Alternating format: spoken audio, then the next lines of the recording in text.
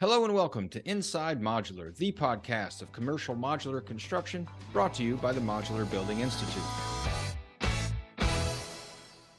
Welcome everyone, my name is John McMullen. I'm the marketing director here at MBI. Today I'm talking with Bartram Brown, managing director at London-based MMY Global, as well as with Dr. Bataw, managing director at the Center of Excellence in Smart Construction. Robin and Anas are here to talk about the development and construction of modular building mega projects around the world with a focus on the Middle East. Robin, Anas, thanks for being here. Good morning. Thank you for having us, John. It's my pleasure. So, Robin, why don't you kick this off? Tell me about yourself and about MMY. So MMY Global, we're based in the UK, in London. We also have a subsidiary in the US, and we advise clients, developers, governments, funds on the use of modern methods of construction within their supply chain. Very good. And Anas, introduce yourself, please, and tell me about yourself. Thanks. So, as you mentioned, director of the Center of Excellence in Smart Construction. So within the center, we work with what we call the triple helix, where government, industry, and academia work together for a better construction industry. And we obviously focus quite a lot on sustainability, productivity, performance, and obviously offsite manufacturing and modular construction plays a big role within that. Excellent. And how did you guys meet, and what's the nature of your work together? So we originally met in a number of projects that we had engaged together on in Saudi Arabia. Within Saudi Arabia, there's a lot of growth when it comes to construction and the need for new methods of construction because of the timeframes that we have, but also the costs and also the quality that's required. And therefore, there's a lot of requirements when it comes to offsite manufacturing and therefore modular. And this is where Robin and MMY played a big role in some of the work that we're doing to help us with a number of things, mainly to do with procurement of modular construction, suppliers, and also looking at the different methodologies of how to approach modular on these projects. Gotcha. So, Robin, how would you describe the demand differences between the U.S., Europe, and Middle East? What industries are prominent? It's a good question. In the US and the UK is obviously flying at the moment with modular. So there's a lot of buy to own high-rise projects that are becoming extremely successful. I'd say that's where the UK is moving to at the moment. In the States, it's predominantly been hospitality, and that's performed very well. But I think now the industry's advanced and it's starting to get to cost parity against traditional construction. I think you're going to see a push towards affordable housing now in America, low rise, 4-story, a kind of walk up affordable housing schemes, 200 units. That seems to be really starting to come to the forefront. And in the Middle East, it's very new, but I think predominantly there certainly won't be any timber because culturally timber is just not used in the Middle East. And I think mainly will be steel for hospitality, and concrete is very popular in the Middle East because they're good at using concrete. They've used precast for a lot of years and they've got an established ecosystem for that type of material. So very different to the UK, very different to the US, quite similar to the Singapore model, where they use a lot of volumetric concrete mods. Well, you preempted my next question. I was going to ask about the differences in systems, but you mentioned the predominant use of concrete in the Middle East. Why is that? So there's plentiful supply of dredged material, so base material for concrete. Concrete's traditionally required a lower skill base to use successfully, and it's used throughout the Middle East and Asia. An awful lot. I mean, it's used everywhere, but more so in these countries.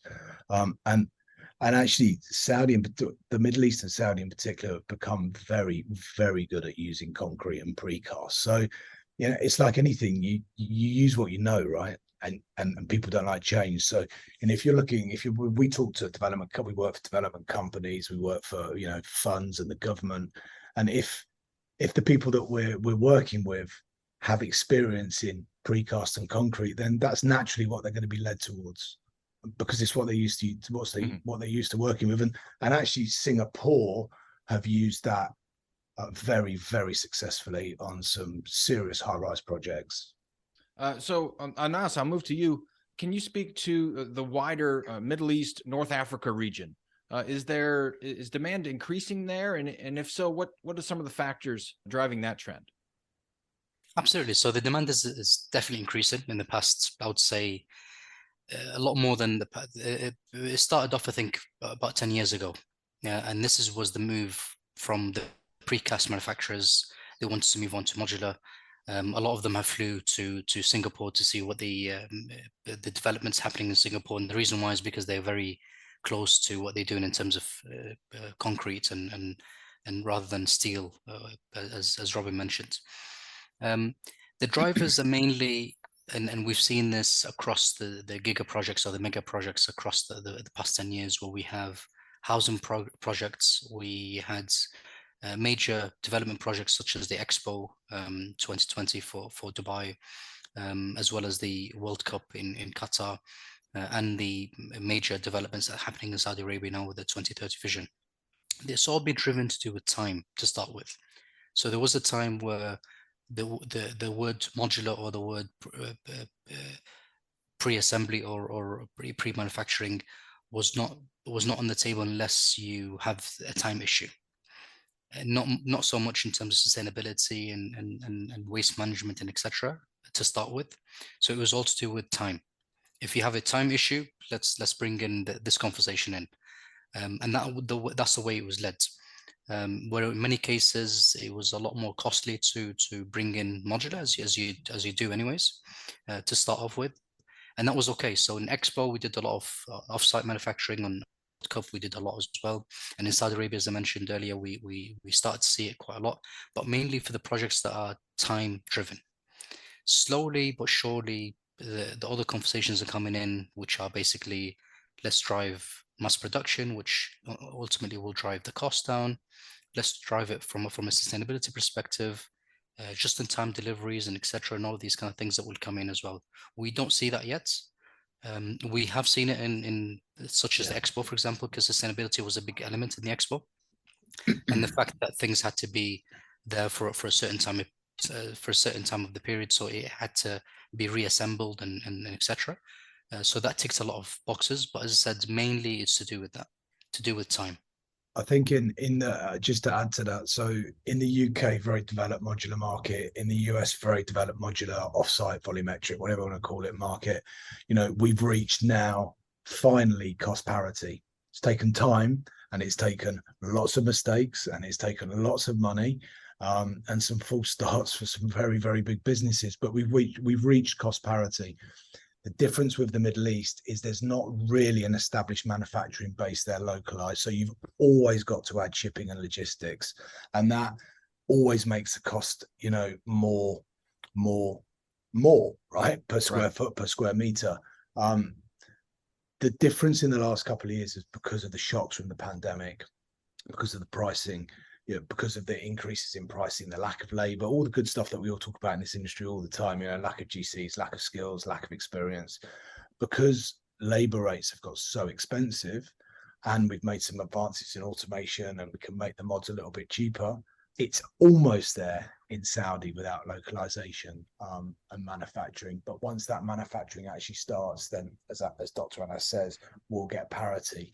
And at that point, the conversations become so much easier with developers. Not that you're just going to get it quicker, the quality is going to be better, you've got less people on site, but it's the same that you pay paying, you know, building it traditionally, and that's when you start getting the really big wins.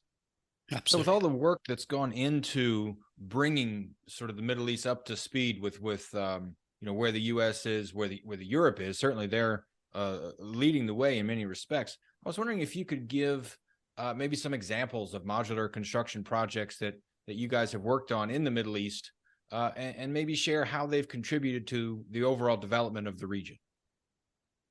So there's a lot of projects that we see happening. I mentioned the Expo. So there was a lot of offsite manufacturing within Expo for a number of reasons.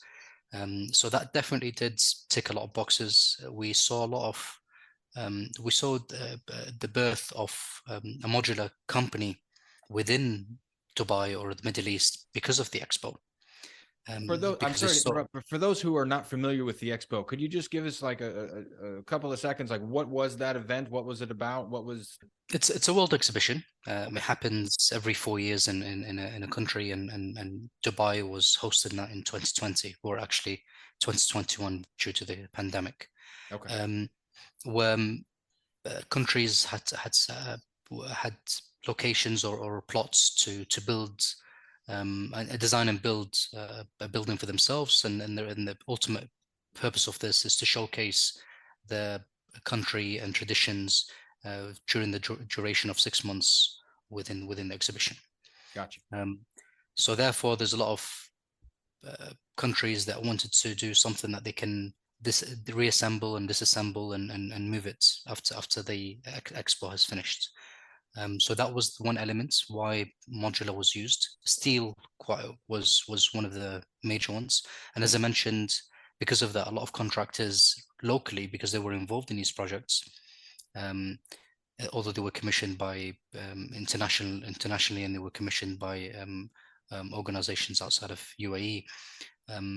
They saw the needs or the benefits of modular. Some of them have heard about it before Expo, some of them haven't, but a lot of them have experienced it because it was a requirement by a lot of their clients on Expo, and therefore they saw the benefits. They saw how easier it is than they expected, because a lot of people thought it was complicated. I remember when I was in Expo, a lot of contractors were quite worried with the fact that we were requesting for modular or offsite manufacturing. So that was a lesson learned for everyone, and it did have a great impact. And not only within Expo, but we saw this outside. We saw the birth of many offsite manufacturing companies, mainly concrete, to be honest, in the region, as Robin mentioned, for the right reasons, because this is what people are familiar with. But also we had a few steel manufacturing as well in the region. Not that they all had a very smooth experience to expand and grow, but they definitely had the opportunity to at least initiate within the region. Well, it sounds like there's a tremendous amount of excitement in the region for modular construction, industrialized construction of all kinds. I was wondering, and we deal a lot with these issues being based in North America. There's a lot of, it's 50 states, 50 different state building codes. What's the regulatory landscape in the Middle East, Saudi Arabia in particular? What rules do modular construction companies, in Saudi Arabia, in the Middle East, have to follow?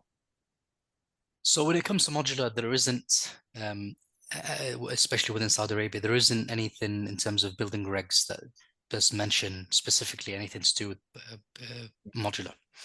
In fact, in some cases, it could be a little bit against it because of the requirements, basically, especially the steel manufacturing or steel modulars, due to the fire-resistant requirements, due to the soundproofing, etc., etc. So there is a lot of things that could go against modular.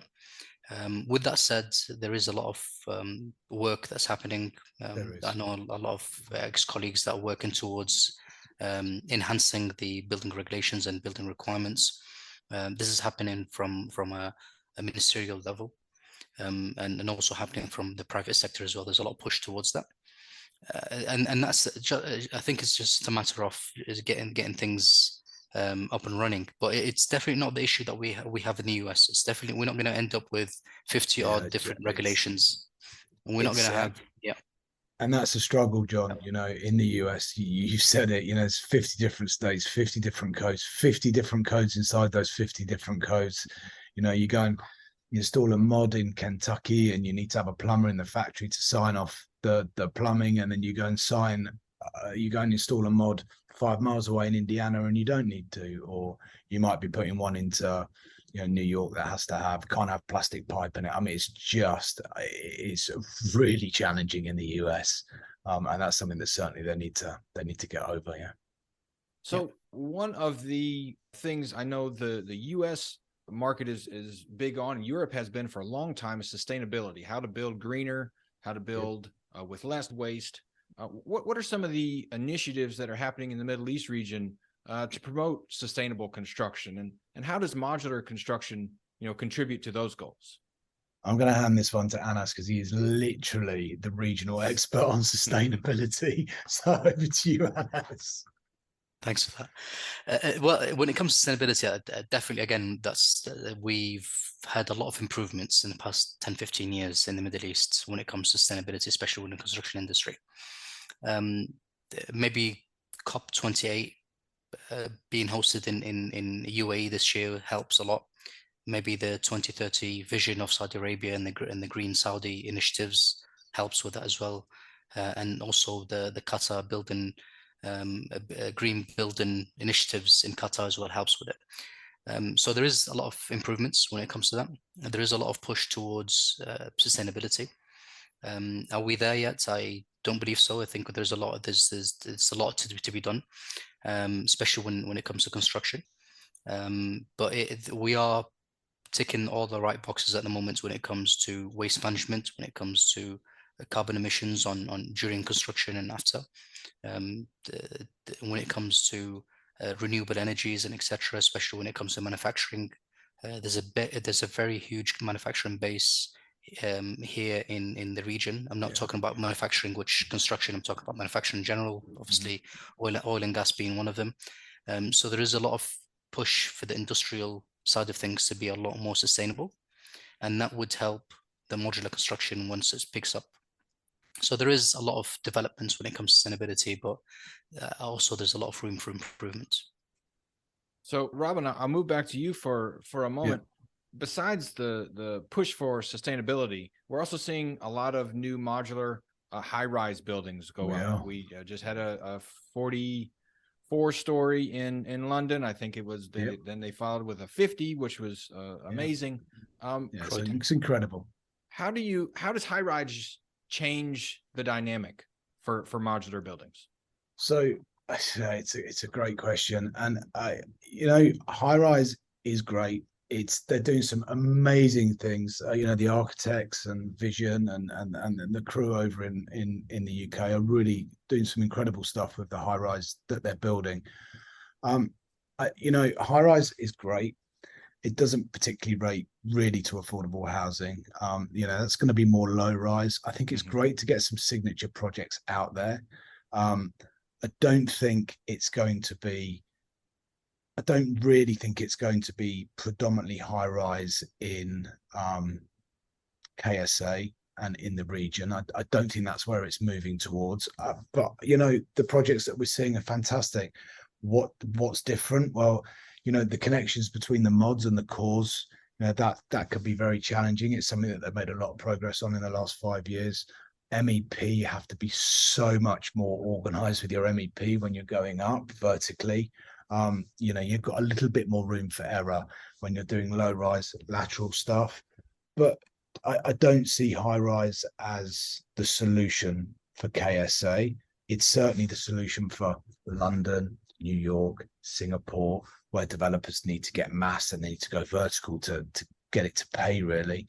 But I think that predominantly in KSA, the market's going to be more 18 stories less. What's really interesting with high rise that we've seen in the last couple of years are these new systems now where they're starting to look towards going vertical without concrete stair cores and concrete cores. I think that's really interesting, where we can start getting staircases and lifts and elevators, you should call them, into the mods, and you literally just stack off your podium.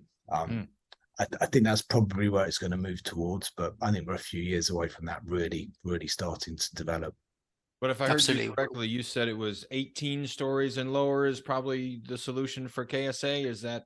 I think most of the buildings will be sub 20.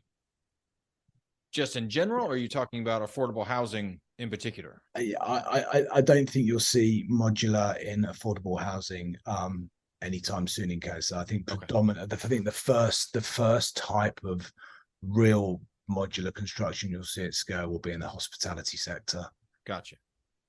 And then that will, I think, will then develop out into some of the really large affordable housing projects that they're looking to put out within the region. What helps But with that really is, yeah. Sorry, go Robin. on. I was going to say No, what no, go helps on. with this really is that you don't have to build high, because there's definitely the mass that It's tons when of you look space. at this, Space, yeah. right.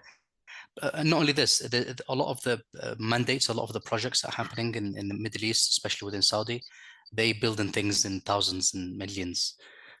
So there's thousands, tens of thousands of units being built by different developers, so they don't have to build up. They can build across the lands that they have. So they definitely don't have to worry about it, and they don't have to complicate things per se. They can just build within the projects that they have. And as I echo what Robin have mentioned, we don't see this conversation. I think in the past 4 or 5 years, maybe one high-rise developer was playing with the idea, but they very quickly realized that this is not the option that they should go ahead with. Where a lot of the low-rise, medium-rise developers are taking this as a very serious option at the moment, especially within hospitality.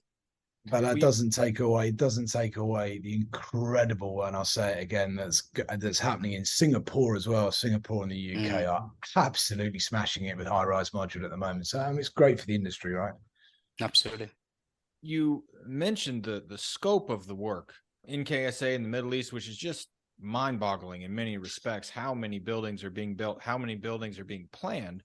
A question for both of you: where do you see the industry going in the Middle East, in KSA, in the next 10, 20, 50 years? What can we expect in terms of development? What kind of projects can we look forward to in the region?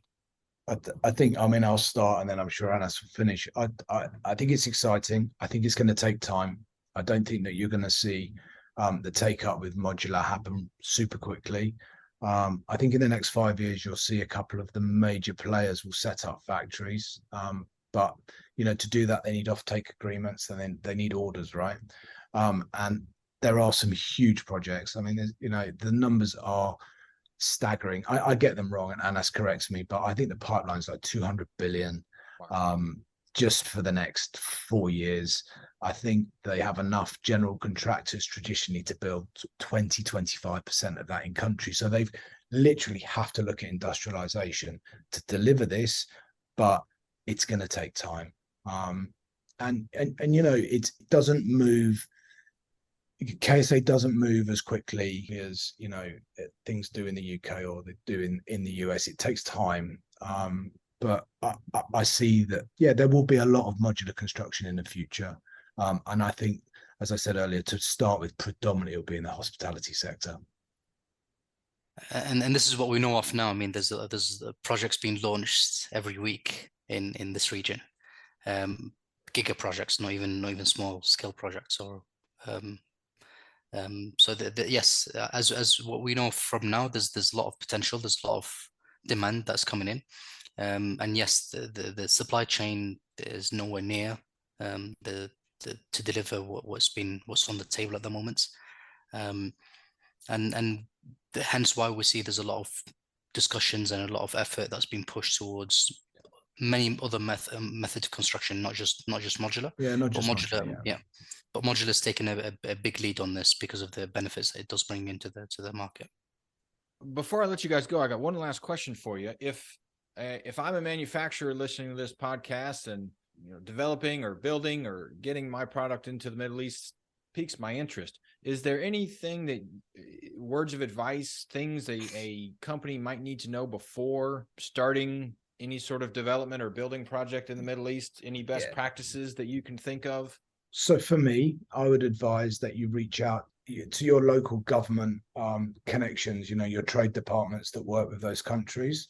And most importantly, I would reach out to and make local connections with local general contractors or local suppliers and manufacturers, because it's really based on relationships out there.